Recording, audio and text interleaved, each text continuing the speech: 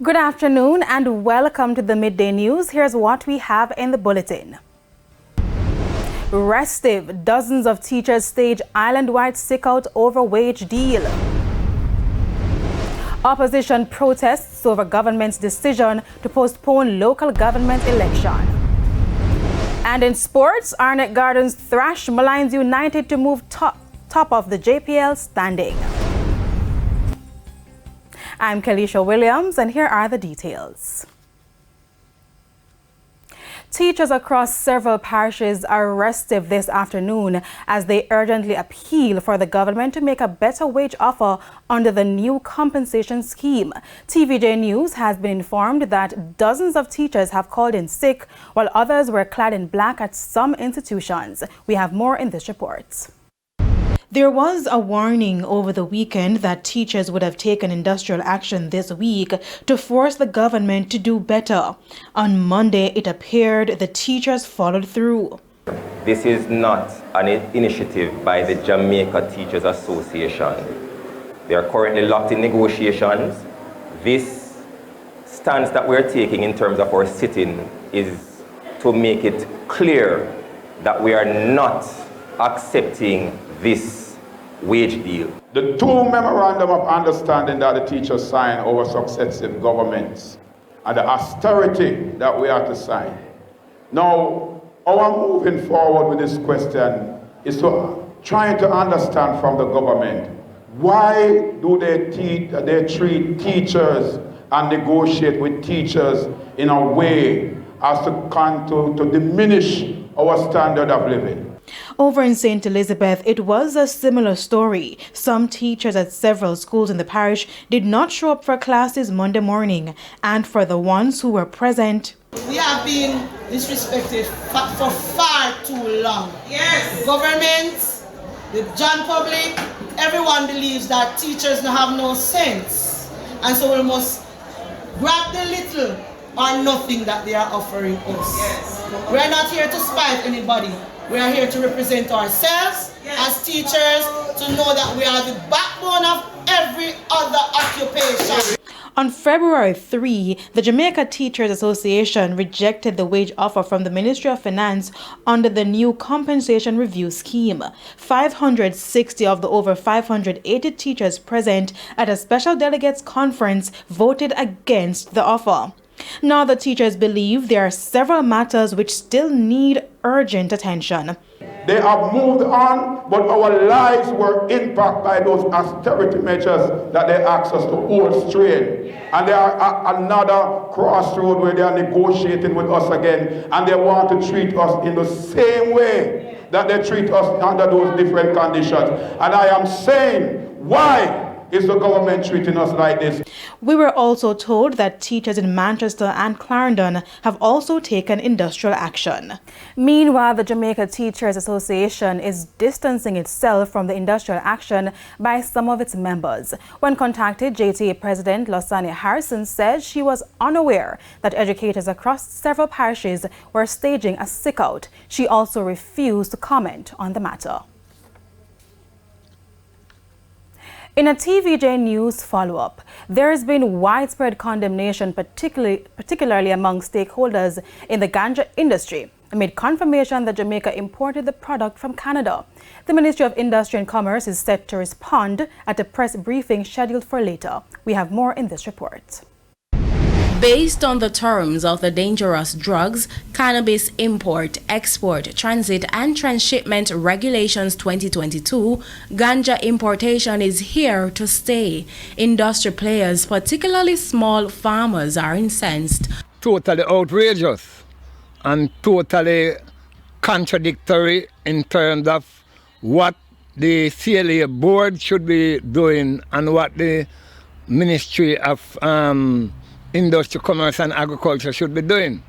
In the first place, we have tried. It was our intention at the board level to ship herb or to use Canada as an transshipment point to get Jamaican herb into other places in the world. So it's very surprising now to Iman that that the ministry and the board would give license to individuals to import herb. Under the regulations, the Cannabis Licensing Authority, CLA, says it is empowered to permit the importation, exportation, and transshipment of ganja in quantities determined by the authority. In a release last week, it said each authorization issued to a licensee permits a single consignment as required by the Single Convention on Narcotics Drugs 1961, to which Jamaica has acceded. A single authorization does not permit unlimited import of cannabis, but rather a single consignment. To date, the CLA says it has approved 224 export authorizations for ganja and 4 authorizations for the import of ganja. The CLA insists the regulations were developed in consultation with industry players. Sandy Williams, TVJ News. And we take our first break, but stay with us. More stories when we come back. Welcome back to the Midday News, and thanks for staying with us. Continuing the news now. Scores of PNP supporters gathered in Crossroads this morning to protest against the Andrew Holness-led administration's running of the country. The placard-bearing protesters claim the government has been mismanaging the affairs of the country. They also accuse the government of postponing the local government elections out of fear.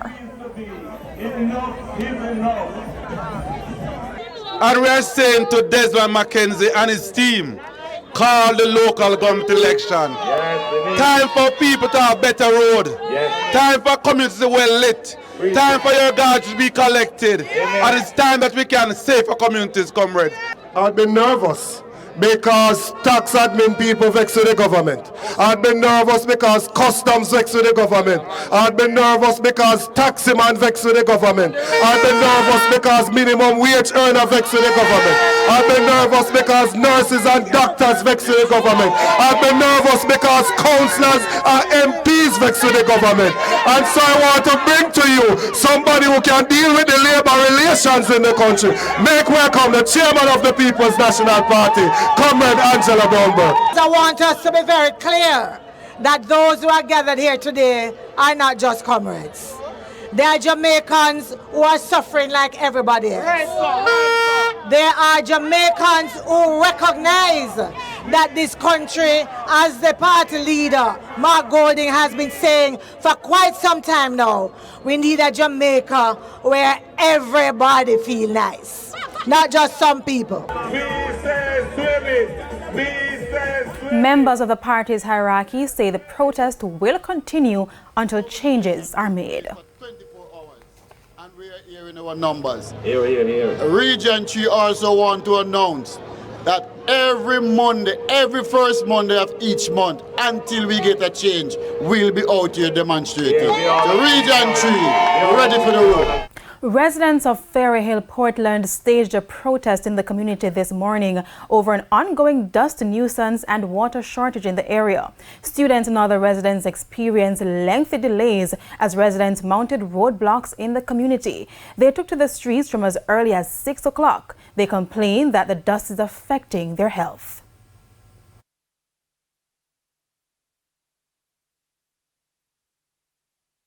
With my son I got school fine, 2 years them lock right down, cold fully year them.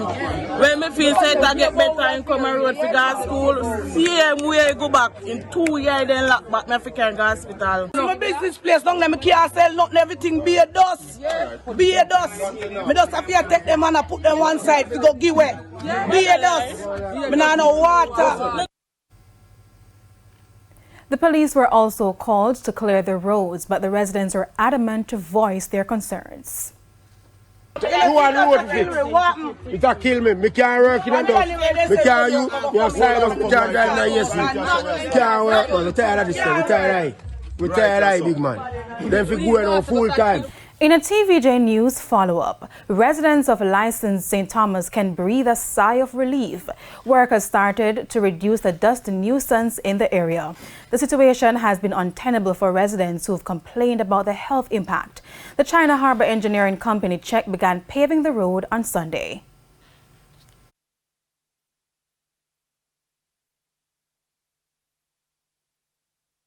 We promised that we would do some asphalting soon. So we have commenced. This is one of the priority areas that we intend to target, that we can minimize the dust nuisance. We know there has been a lot of complaint lately in the news about dust, so we have taken it very seriously, and today is the first day that we started in the priority areas. We have some other priority areas to do. So for this week, we'll try to do 3 kilometers of asphalt on the package 4 stretch. That's from Morant Bay to East Prospect. Right now, the health hazard, it will be greatly minimized as best as possible. Because of the paving, the dust nuisance will be no more to a greater extent. It's a work in progress, and as we go along the journey, God will continue to guide us. He will give us the knowledge, wisdom, and understanding that all of us really need. It's now time for the Business Minute. Delta Airlines is increasing to 4 the number of non-stop weekly flights between Boston and Montego Bay. The news follows the rollout of 9 new non-stop flights per week by American carrier Frontier between the U.S. cities of Denver, Chicago, St. Louis, and Montego Bay. In 2022, Jamaica closed out the year with 3.3 million visitors and earnings of $3.6 billion US. Tourism officials say 2023 is shaping up to be another record year, with 382,000 stopover arrivals recorded for the first 7 weeks. This is a near 70% increase over the same period last year. Further afield, Facebook is revamping its cross-check moderation system. The program came under fire in November 2021 after a report from the Wall Street Journal indicated that the system shielded some VIP users, such as politicians and celebrities, from the company's normal content moderation process. On Friday, Meta said it would implement in part or in full many of the more than 24 recommendations its own oversight board made for improving the program. However, the company declined to implement recommendations such as publicly marking the pages of public figures included in the cross-check program. The company said that such public identifiers could make those accounts potential targets for bad actors. And that was the Business Minute. I'm Sandy Williams. And from business to the top regional and international stories. In the region, the Pan American Health Organization, PAHO, is urging Caribbean countries to tackle the main driver of non-communicable diseases. According to PAHO, obesity is one of the main risk factors for several non-communicable diseases, including diabetes, cardiovascular disease, hypertension, and stroke.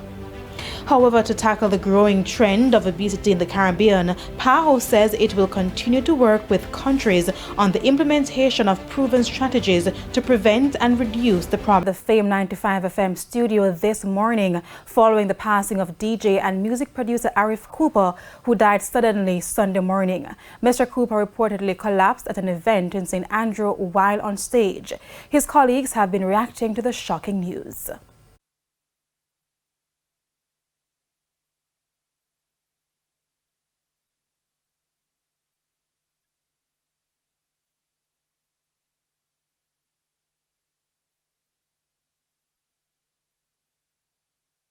And my interactions with Mr. Cooper is that he's always been pleasant. He's always one to, if it is that he's not afraid to laugh, humorous. He is one that you can relate to. If it is, Arif, can you so and so, and he's always willing.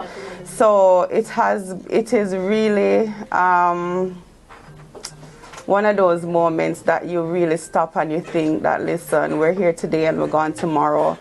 I grew up listening to Arif on Fame FM, and he really brought me a special joy anytime he was playing. I've come to know him ever since working here at Radio Jamaica, and he was truly a champion. This one just hit real hard. It hit home hard. It just goes to show that, listen, every day, love each other, be with each other, because the time that we have is so brief. It's like a candle in the wind, that's what life is.